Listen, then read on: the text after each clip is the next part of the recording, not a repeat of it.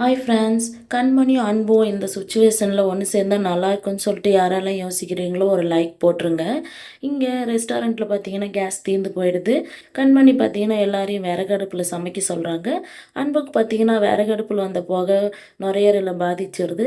கண்மணி பார்த்தீங்கன்னா அன்பு இன்னும் வெளியவே வரலையா அப்படின்னு சொல்லிட்டு அவரோட ரூம் ஜன்னலை எட்டி பார்க்குறாங்க.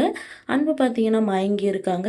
கண்மணி பார்த்தீங்கன்னா அவரை பதட்டமாக ஹாஸ்பிட்டலில் போய் சேர்த்துறாங்க. டாக்டர்கிட்ட எப்படியாச்சும் அன்புவை காப்பாற்றி கொடுத்துருங்க அப்படின்னு சொல்லிட்டு டாக்டர் பார்த்தீங்கன்னா இல்லை கிரிட்டிக்கலான சுச்சுவேஷனில் தான் நீங்கள் கூப்பிட்டு வந்திருக்கீங்க, எங்கள் கையில் ஒன்றும் இல்லை அப்படின்ற மாதிரி சொல்கிறாங்க. கண்மணி பார்த்தீங்கன்னா அன்பு அவங்க அம்மா கால் பண்ணி சொல்கிறாங்க. அவங்களும் பார்த்தீங்கன்னா வந்துடுறாங்க. கண்மணி நடந்த விஷயத்த சொல்கிறாங்க. உங்ககிட்ட இருந்தால் என் பையனை நல்லா பார்த்துப்பேன்னு சொல்லிட்டு தானே நான் அமைதியாக இருந்தேன், ஆனால் நீ இப்படி பண்ணிட்டியா அப்படின்னு சொல்லிட்டு கண்மணி அறிஞ்சிடுறாங்க. அப்புறம் கார்த்திக் பார்த்தீங்கன்னா அண்ணாக்கு இப்படி ஆனதுக்கு அண்ணி போய் என்ன பண்ணுவாங்க அப்படின்ற மாதிரி சொல்கிறாங்க. எப்படியாச்சும் என் பையனை காப்பாற்றி கொடுத்துருங்க அப்படின்ற மாதிரி அழுறாங்க. கண்மணி பார்த்தீங்கன்னா கோயிலில் போய் வேண்டுதல் வைக்கிறாங்க.